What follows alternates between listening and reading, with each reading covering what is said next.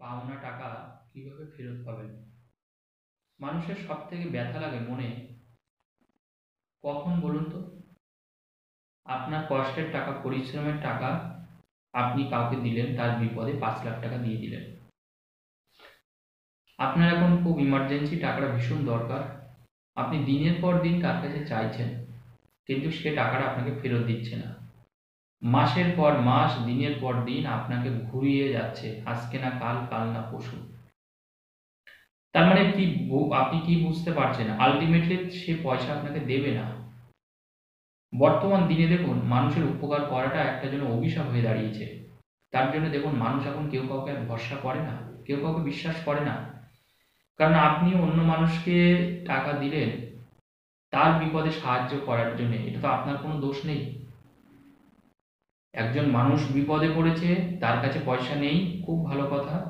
আপনি তাকে চেনেন, জানেন দীর্ঘদিন ধরে। সে আপনার বন্ধু হতে পারে, আপনার আত্মীয় হতে পারে, আপনার পরিবারের কেউ হতে পারে। তাকে আপনি পয়সা দিলেন, কিন্তু সে পয়সা ফেরত দিচ্ছে না। আজকে আমি এমন উপায় বলবো, সে 7 দিনের মধ্যে আপনাকে পয়সা রিটার্ন করবে।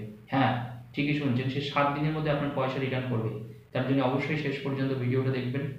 যদি ভিডিও ভালো লাগে অবশ্যই চ্যানেলটা সাবস্ক্রাইব করবেন এবং শেয়ার করবেন। তো দেখুন, যখন আমাদের কষ্টের পয়সা, যখন আমরা অন্য কাউকে ধার হিসাবে দিই তার বিপদের সময়, কিন্তু সেই পয়সা যদি আমরা না পাই, সেটা কিন্তু মানুষের মানে পুড়ে পুড়ে খায়, অর্থাৎ মানুষের দুঃখটাকে বলতে পারেন আরো 10 গুণ বাড়িয়ে দেয়। কারণ এই পৃথিবীতে জানবেন, পয়সার তো একটা মূল্য আছে, পয়সার তো একটা দাম আছে। তো দেখুন, আমাদের প্রত্যেকেরই উচিত, আমরা যদি অন্য কোনো মানুষের থেকে টাকা ধার হিসাবে নিই, তবে সেই মানুষটাকে যদি আমরা কথা দিই যে 1 মাস হোক, 2 মাস হোক বা 6 মাস পরেও তার টাকাটা কিন্তু মিটিয়ে দেওয়া উচিত। মানুষ তো দেখুন ব্যাংক থেকেও তো টাকা নেয়, এবার সেটা মাস গেলে দেখুন ইএমআই এর মাধ্যমে ব্যাংকে টাকা দিয়ে দেয়। তাহলে মানুষকে এটা বুঝতে হয় যে আপনি যখন কোনো ব্যাংক বা প্রতিষ্ঠান থেকে টাকা নেন, তখন তো আপনি টাকাটা ফেরত দেন ঠিক সময় মতো।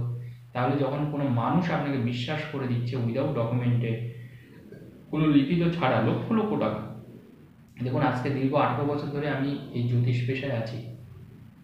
তো আমি বহু মানুষ দেখেছি যারা অন্য মানুষকে ধার হিসাবে দিয়েছে। একজন ক্লায়েন্ট পেয়েছিলাম 40 লাখ টাকা দিয়েছে।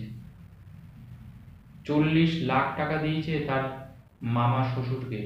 তার ব্যবসা খারাপ, নিজের একজন আত্মীয়, ভাবুন, 40 লাখ টাকা, কিন্তু সে টাকাটা ফেরায়নি। এবং ভদ্রলোক লাস্টে অসুস্থ হয়ে গেছিল, এবং তার যে চিকিৎসা করবে সেই চিকিৎসাও তিনি করতে পারছিলেন না। তা উনি আমাকে কিন্তু চেম্বারে যে কথাগুলো বললো যে স্বাস্থ্যের যে এই ব্যাপার।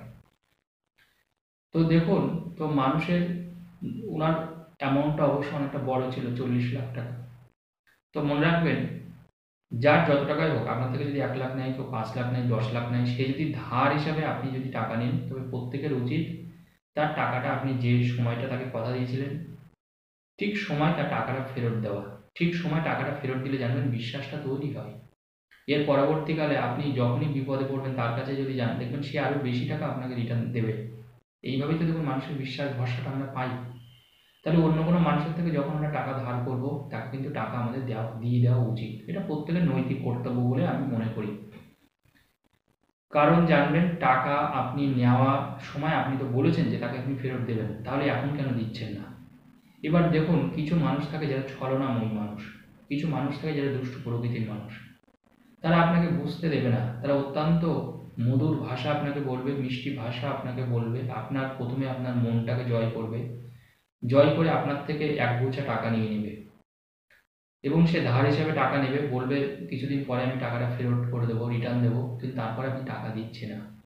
যদি এরকম কোনো পরিস্থিতি হয়, তাহলে সেই টাকা আপনি ফেরত পাবেন। আপনি কি করবেন বলে দিচ্ছি। আপনি যেটা করবেন সেটা হচ্ছে, একটা কালো বস্ত্র নেবেন, কালো বস্ত্র। সেটা কালো কোনো বস্ত্র বলতে কি, ধরুন কালো মানে কোনটা কালো কাপড়, সেটা যেন কালো রঙের হয়, এটা কিন্তু আপনাকে মাথায় রাখতে হবে। কোনো কালো রঙের কোনো বস্ত্র নেবেন, সেই রঙটা যেন কালো হয়। যে কোনো বস্ত্র হতে পারে, একটা ন্যাকড়াও হতে পারে, কালো রঙের একটা ন্যাকড়াও হতে পারে মেবি। মোট কথা, কালো রঙের বস্ত্র আমার এই কাজটা করতে লাগবে।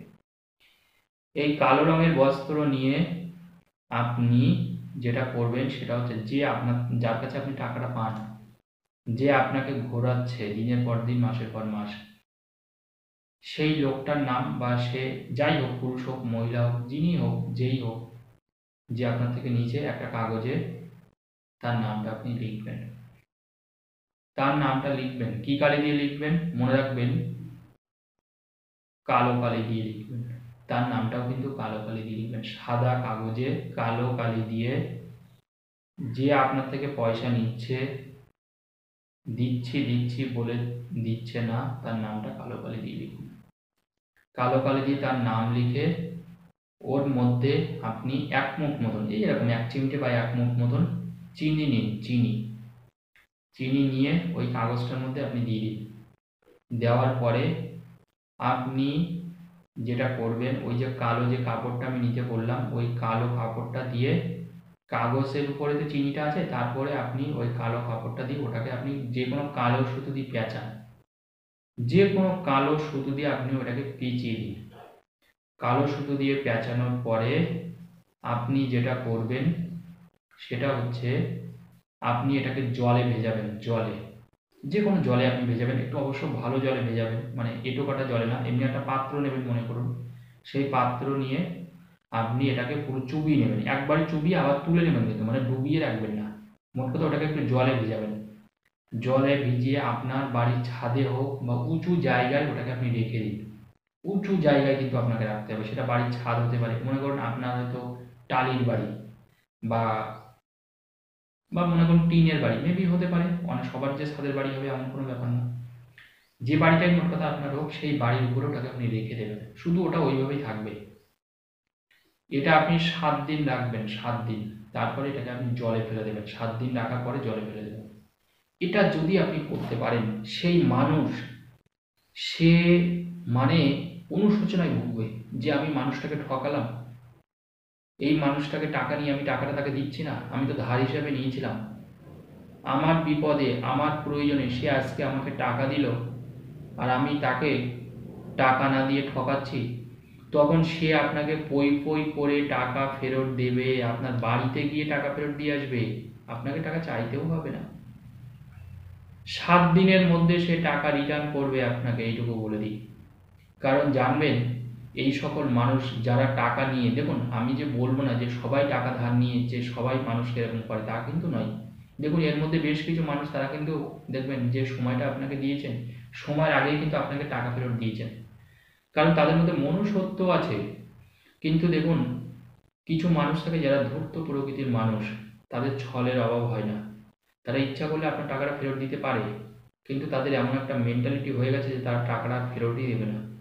তো সেই ক্ষেত্রে আমি যা যা বললাম, এই টোটকাটা আপনি একটু করে দিন, দেখবেন আপনার কষ্টের টাকা আপনি ফেরত পেয়ে যাবেন। মানে যদি 1 কোটি টাকাও তার কাছে পান, সেই 1 কোটি টাকাও আপনি ফেরত পাবেন, এইটুকু বলে দিন।